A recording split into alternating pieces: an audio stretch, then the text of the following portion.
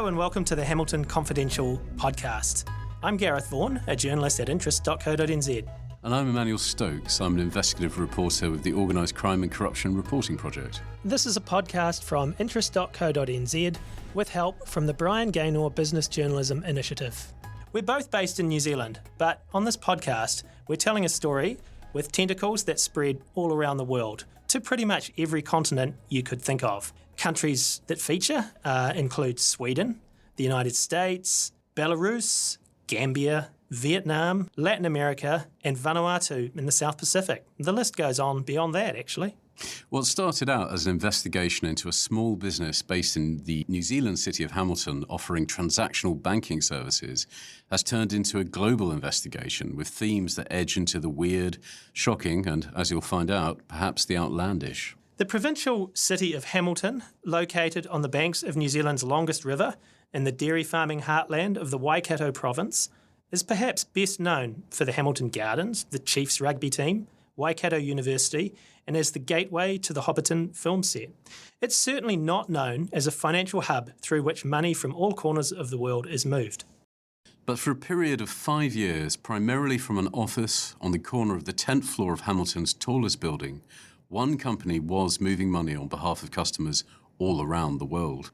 They weren't just any old customers, and it wasn't one of global finance's big names. The company was called Worldclear. As its founder, David Hillary, put it, Worldclear catered to clients normal banks won't have. Client lists, private transaction records, and internal correspondence reveal how the New Zealand-based firm, with a staff of probably less than a dozen people, helped many high-risk customers move money through legitimate banking institutions across the world between 2014 and 2018. Now, we should add, there's no clear evidence to show Worldclear or its staff knowingly facilitated any financial crimes. How do we know of this? It's from a huge leak of documents. Thousands of Worldclear documents were passed to interest.co.nz and shared with OCCRP, the Organised Crime and Corruption Reporting Project, and other media partners. These documents indicate that Worldclear took on some risky customers with their money processed through New Zealand's well-regarded financial system. New Zealand is ranked by Transparency International as one of the least corrupt countries in the world, but it seems that made it more attractive. Worldclear customer Pacific Private Bank highlights the attractiveness of New Zealand as a jurisdiction. So we have some comments from Pacific Private Bank in a response to our questions.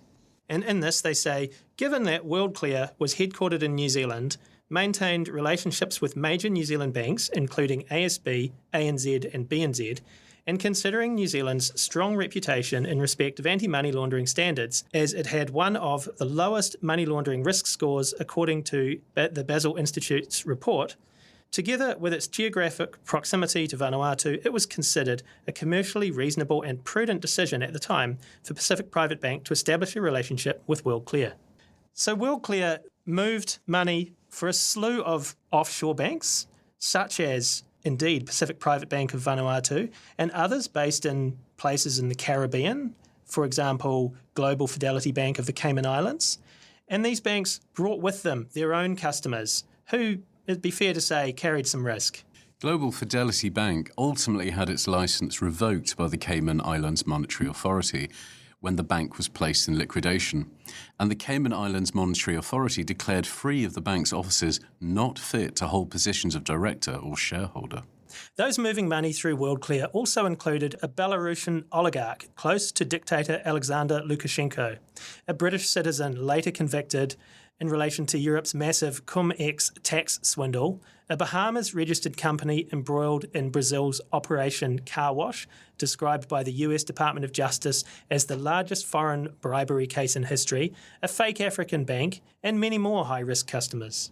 And that's not all. Hillary's 2 Worldclear minority shareholders, one a Swede and the other from Venezuela, both have convictions for financial crimes. The Swede, Michael Magnusson, was convicted of money laundering in Panama in 2017 during his time as a Worldclear minority shareholder, and now is the subject of an Interpol red notice, meaning he's a wanted man. Again, there's more detail to come on those guys later in the podcast series. For now, it's back to the leak. And at its peak, Hamilton man David Hillary boasted that Worldclear was moving about 500 million New Zealand dollars a year for its customers. And much of this money was moved through major banks, including New Zealand's own ASB and ANZ, Singapore's DBS, and banks in Europe and North America. Worldclear also established companies in at least 4 US states, plus Hong Kong and the Philippines. And the leaked data shows Hillary also wanted to start a bank in the US and a similar type of company in the UK. Hillary was offered an interview, but said he wanted all correspondence in writing, which is why we don't have any recordings of him. To get expert opinion, we shared some of the leaked documents with anti-money laundering barrister Fiona Hall and anti-money laundering auditor and consultant Martin Dilley. We asked Hall what her initial reaction was when she saw the Worldclear documents. I looked at this and just thought, really, this is happening in New Zealand, and, you know, this sort of business is there, and we really don't even know about it. I was pretty horrified. I was just disappointment. I sort of sighed and thought, is this what I've been working on for so long that this is where we've landed? So Fiona Hall there is quite surprised at what we've shared with her. But here's the interesting thing. Worldclear doesn't appear to have done much advertising or marketing, and while we know a little bit about how some of the clients came to them, with the majority, it's not clear how they even came to know about Worldclear and its services. There's one promotional document in the leak. It says Worldclear is here to help with correspondent banking problems or US dollar payment problems. Yeah, it says, do you face these problems? We're here to help you. Register now to get 20% discount of establishment fee. So what is correspondent banking? A correspondent bank acts as an intermediary, helping domestic banks to do cross-border transactions through the likes of wire transfers. A 2015 press release announcing Mikael Magnussen's eBank was taking a Worldclear shareholding quotes David Hillary saying, Worldclear offers bank-to-bank wire transfers in any major currency and settlement accounts in the euro, the British pound, Japanese yen, New Zealand dollar, Singapore dollar, and US dollar. We offer a streamlined application process while adhering to the highest security standards and anti-money laundering controls. This puts us in a strong position to service a client segment often overlooked by the major correspondent banks, namely smaller banks and non-bank financial institutions, as well as non-financial corporates with cross-border activities. So how did Worldclear make money? According to its director David Hillary, Worldclear charged clients establishment fees, monthly fees and transaction fees. Many of the banks Worldclear provided these services to can be described as offshore banks, which are registered in a certain country, say Belize, but were used by people who live and do business elsewhere. These banks offer customers privacy or secrecy in regards to their financial affairs. As already noted, several of Worldclear's high-risk customers were in fact these offshore banks. Pacific Private Bank 2, in its response to our questions, made another interesting point. It said, Worldclear focused on providing multi-currency payment clearing services to small and medium-sized financial institutions, a sector which, by its nature, carries relatively higher inherent risk profiles than some retail sectors. That is a categorical observation about a sector, not a characterisation of specific clients. This correspondent banking style role caught the eye of our anti-money laundering auditor and consultant expert, Martin Dilley. So it's almost as if this is essentially acting as a correspondent bank in New Zealand, but not a bank. And so a lot of it was actually getting a sense of what is the offering from this entity. But the starting point is that from a risk profile, yes, I would say this is a high-risk entity tending towards very high risk. So Martin's quite surprised by what he sees from Worldclear. In fact, he told us that, and I quote, I have never come across a similar business in New Zealand and have seen no reporting from the supervisors or otherwise suggesting that there were. So Gareth, of course, we spoke to the DIA about Worldclear as well, and they said something that seemed to sort of match that. Yeah, so the DIA is the Department of Internal Affairs, which was tasked with supervising Worldclear for compliance with the Anti-Money Laundering and Countering Financing of Terrorism Act. And it was also think from what they said, quite a unique entity among those that they supervised. Interestingly, we came across an International Monetary Fund report on Belize where Worldclear is named in a list of correspondent banks, noting it offered wire transfers, which are a form of electronic fund transfer, in the US dollar, euro and British pound. But given that Worldclear is not a bank registered by the Reserve Bank of New Zealand, how was Worldclear able to move money around the world? As Worldclear's lawyer Owen Culleny put it in an affidavit filed in a Singapore court case, and I quote, Worldclear's business was remitting funds on behalf of its clients. It performs the task of a bank but is not a registered bank, which is possible in New Zealand as a result of New Zealand's banking laws, unquote. So how do these laws Culleny speaks of work? Worldclear was and remains registered as a New Zealand company. In 2014, the year Worldclear was founded, the World Bank's annual Doing Business survey rated New Zealand the easiest place in the world of 189 economies in which to start a business. So Worldclear also registered as a New Zealand financial service provider on the Financial Service Providers Register. As Cygnus Law's Simon Papa, a former senior solicitor at the Financial Markets Authority here in New Zealand, points out, once you have a registered New Zealand company, registering it as a financial service provider was and remains simple. The register is not a license, it's not an approval to operate. It's simply a condition that if you want to provide a financial service, it's captured and requires registration, you have to register. So it's more about bringing yourself to the attention of the authorities and the public. The purpose of the register is not to vet you and approve you to be providing those services. And even now, again, most people providing some services that are the same as those provided by banks are not required to be a registered bank, and for things like money remittance, currency exchange, acting as a custodian, you don't need a license to do that. You just need to be on the Financial Service Providers Register. So in that sense, we're still fairly lightly regulated. So there's not too much to it. And both the Companies Register and Financial Service Providers Register are overseen by the Ministry of Business, Innovation and Employment, which is usually known as MB. As for that fellow shareholder, the Swede, Michael Magnusson, even before his association with Worldclear, he was well aware of the opportunities that New Zealand offered. In 2013, Magnusson published a book about New Zealand. Its title, The Land Without a Banking Law, How to Start a Bank with $1,000. In it, he writes, New Zealand is a truly unique jurisdiction for international financial activities. My impression is that most New Zealanders are either completely oblivious to this fact or rather disturbed by it if they are aware. The creation of what can, in many aspects, be considered the least regulated offshore financial centre in the world seems to have happened almost by accident. And in a 2015 email to a man named Oliver from corporate service provider Formations House, which was obtained by the OCCRP, Magnusson boasted, I can safely claim that our firm, the Overseas Corporate Solutions Branch, established more New Zealand FSPs or financial service providers than all other offshore corporate providers combined. And we were the very first to introduce the concept of New Zealand finance companies for international use back in 2006. Now, New Zealand authorities were certainly aware of Magnusson. As far back as February 2014, a couple of months even before Worldclear was registered as a company, and a year before Magnusson became a shareholder through his Seychelles company eBank Holdings, New Zealand's then Commerce Minister, Craig Foss, told me, at interest.co.nz, that all Magnusson's New Zealand registered companies had been struck off.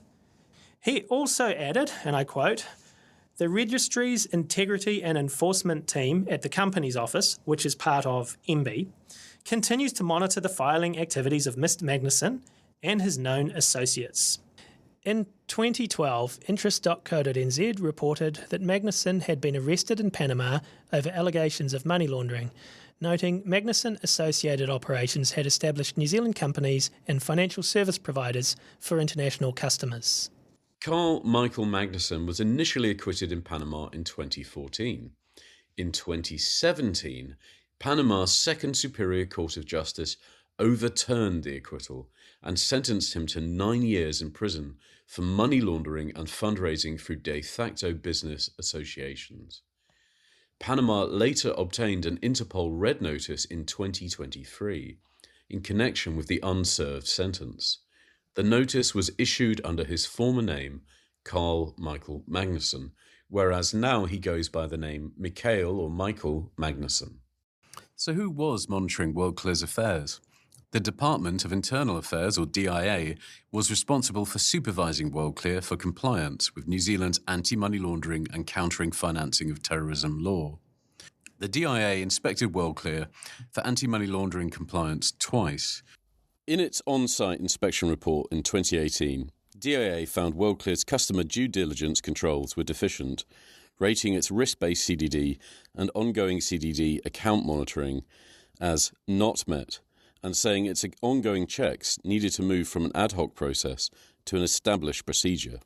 Despite the DIA's clear concerns, it gave Worldclear the lowest level of reprimand available, which is known as remedial instructions, requiring the company to address all the areas it was not fully compliant in and also have an independent audit done within 9 months. So we asked Fiona Hall and Martin Dilley about the Department of Internal Affairs, or the DIA's report on Worldclear, and they looked at it, and having looked at some of the documents from the Worldclear leak, they expressed surprise. In their opinions, the DIA could have gone further than it did.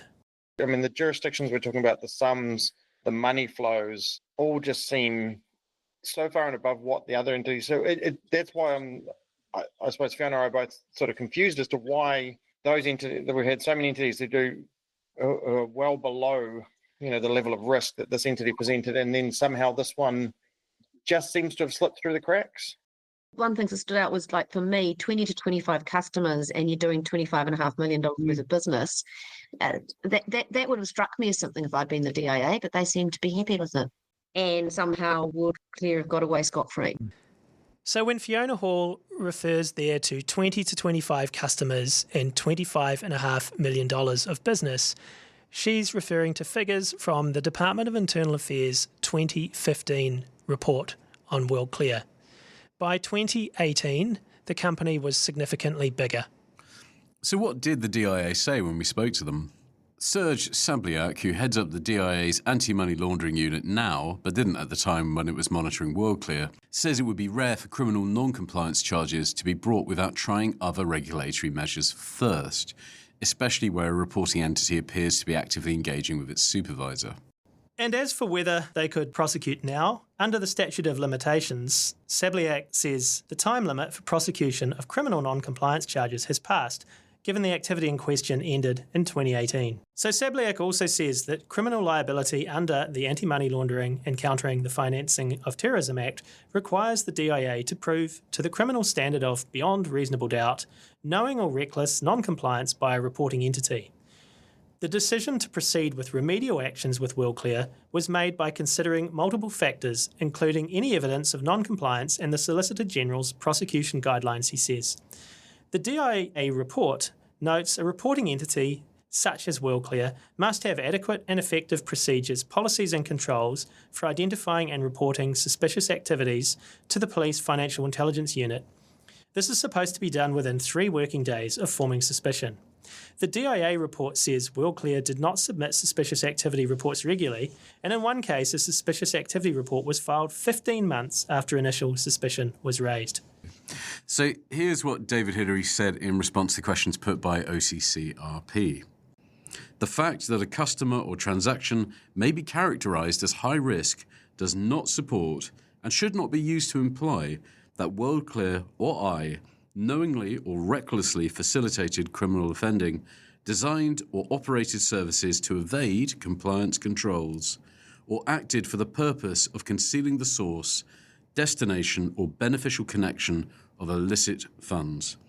Any such statement or implication is false and defamatory.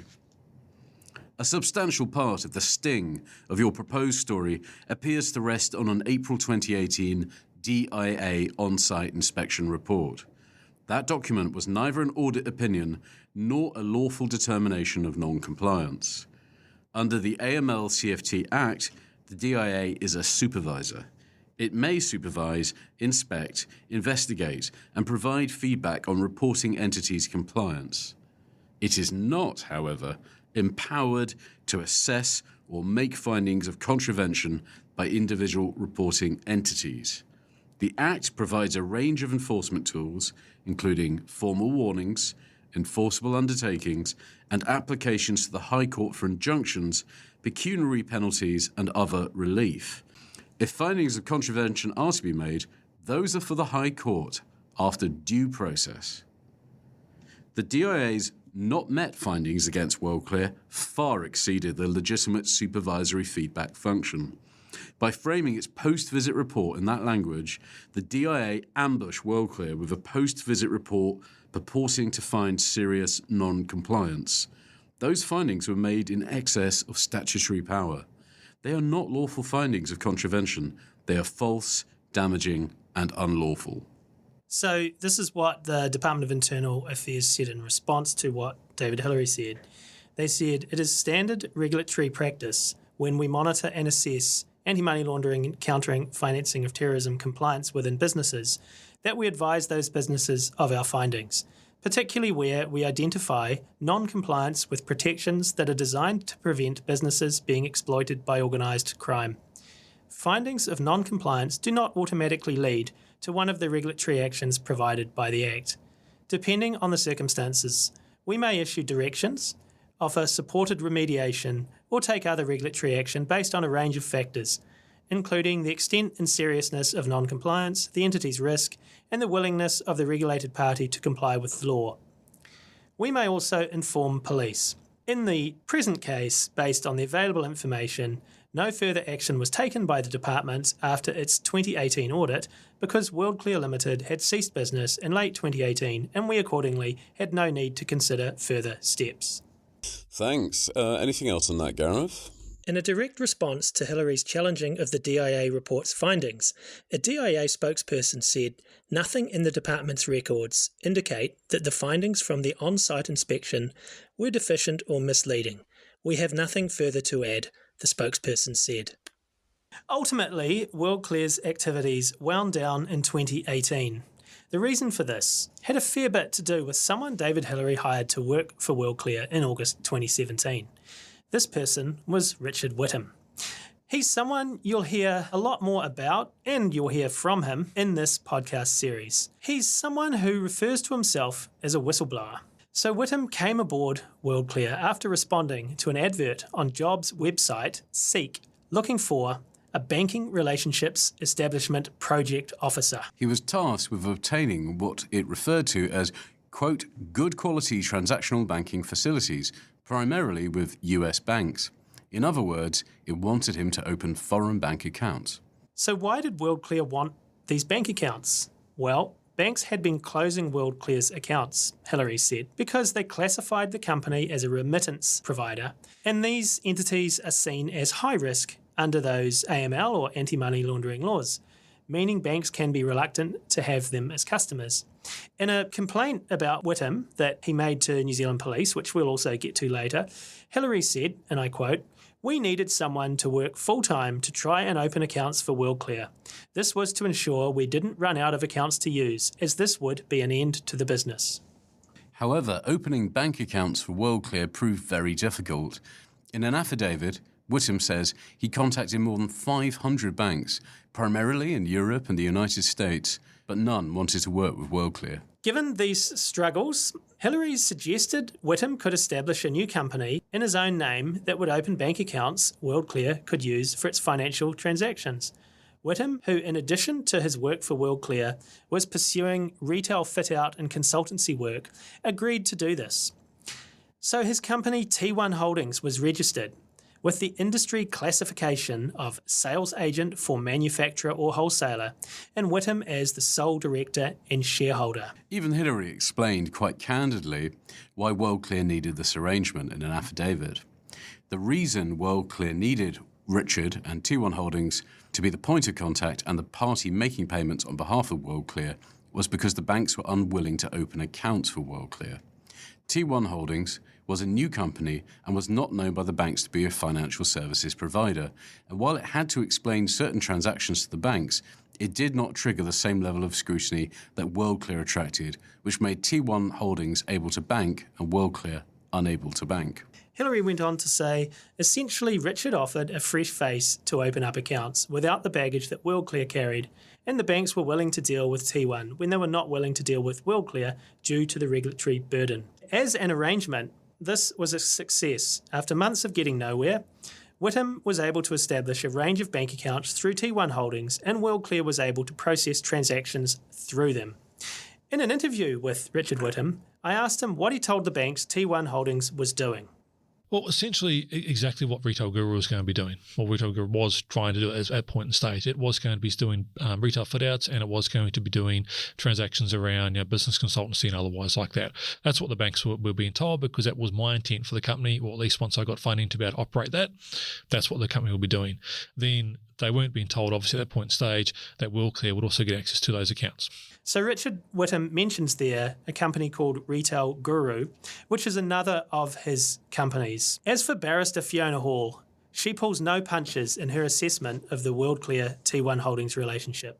The only thing that I make of it is that there seems to be an attempt to obscure what's going on. I mean, they're just, to me, I can't think of a single reason why you would do that. And you've put an employee in there. I mean, I looked at it and I just thought that there's no justification for that I can think of, a logical reason for a legitimate business to set up a structure like that. For 5 months after its establishment on December 18th, 2017, Whittam's T1 Holdings opened a range of accounts in multiple currencies with major New Zealand banks, including ASB and banks overseas in Singapore and Lithuania. These were used by Worldclear. We went to ASB for a comment and they declined. Within a few months, Whittam, in his own words, and I quote, says he was freaking out about what was happening through the T1 Holdings bank accounts. He left for Singapore, shutting off access to the accounts to Worldclear staff who were using those accounts. David Hillary filed a complaint with New Zealand Police alleging theft by Whittam. New Zealand Police informed Overseas Chinese Banking Corporation, or OCBC of Singapore, where T1 Holdings had bank accounts. And we have a copy of that letter. So in the letter from the New Zealand Police to OCBC in Singapore, the police say, this letter is to advise you that David Hillary of Worldclear Ltd has made a complaint to New Zealand Police in relation to a theft by Richard Whittam of T1 Holdings Ltd. Whittam was entrusted with holding funds of Worldclear Ltd and facilitating transactions for their customers. Hillary advises that on 18th of May 2018, Whittam removed access for all other employees from internet banking accounts of T1 Holdings Ltd and ordered the transfer of almost all funds available to his personal account. The total value of the exposure and loss is still being calculated. Whittam was subsequently arrested when trying to withdraw money at the OCBC Banking Centre on Chulia Street in central Singapore. After 48 hours in custody, he was released, minus his passport, and forced to remain in Singapore. For his part, Whittam denies putting any money into his personal bank account.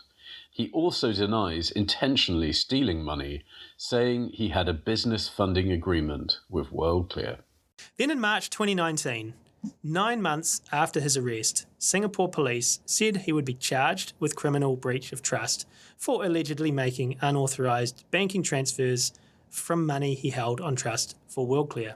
He faced 7 charges relating to 4.3 million New Zealand dollars. Whittam, however, declined to plead and was told he'd be placed on remand.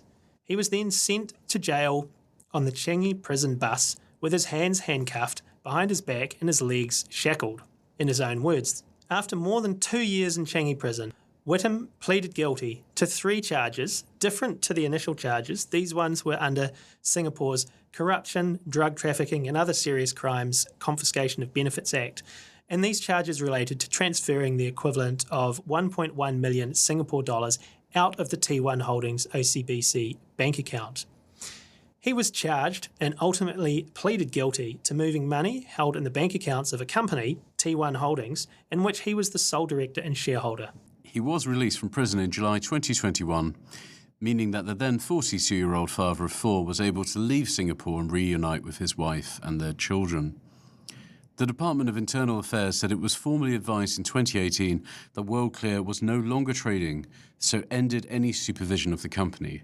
Hillary himself said on LinkedIn Worldclear had been closed down and he was resolving some remaining issues following employee theft. There's a lot more to the Worldclear story, and thanks to the data leak and the work of an international team of journalists, we've been able to piece this together, which is the story we'll continue telling through this Hamilton Confidential podcast series. So why does all this matter, and why should New Zealanders care? So Jana, our colleague from the Belarusian Investigative Center, who worked on the story with us, gave some interesting context on this. Note that this is not her real name or even voice. We've changed her name and obscured her voice because of the threat to her and her family's safety if she were to be recognised by Belarusian authorities. She and her colleagues work from exile. In this clip, she mentions Alexander Lukashenko, Belarus's longtime strongman president, and his close associate, Alexei Aleksin. Those money finance Lukashenko authority, his power, his government. It finances the tools of repression he uses against Belarusian people. Like, we have more than 1,000 of political prisoners now. And if those guys like Aleksin are allowed to earn money abroad, it's just like one more source of income for Belarusian government as well.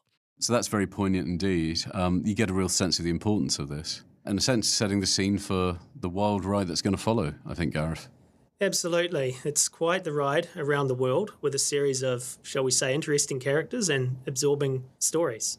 What all this highlights is that New Zealand's good international reputation is a key factor in why it's attractive for people who want to move money around the world. And there's a lot more at stake now, with something such as cryptocurrency being a key tool of criminal entities around the world. So I think this case, in fact, highlights several things that really need to be debated and discussed and put out right there in the public eye. With technology moving forward and perhaps regulation not being able to catch up with all of the complicated and sophisticated ways that money can be moved around the world, including through New Zealand. Coming up in episode 2 of Hamilton Confidential, you'll be hearing from Richard Whittam, his time working for Worldclear, his time in Changi Prison, and much more. You have your hands, again, handcuffed behind your back, and your legs are then shackled together as well too, so you can barely walk. You get to Changi, you go in a big room there, big holding room with about 20 other guys as well too, and about half a dozen prison officers. You're unshackled, and you're told, strip. So you strip off all your clothes, bend over, check you out, go give you an x-ray. Next day you're then transferred to what's going to be your permanent waiting home in a different section of the prison. And that's when you're given your little grass mat that is barely half a centimetre thick, which is supposed to be your bedding. You're given 2 pairs of shirts to wear and 2 pairs of shorts. That's it. And then you're stuck in the concrete prison cell with the open toilet. I'm Gareth from interest.co.nz. And I'm Emmanuel Stokes from the Organised Crime and Corruption Reporting Project. And you've been listening to Hamilton Confidential. Interest.co.nz is grateful for funding support from the Brian Gaynor Business Journalism Initiative in bringing this project to fruition.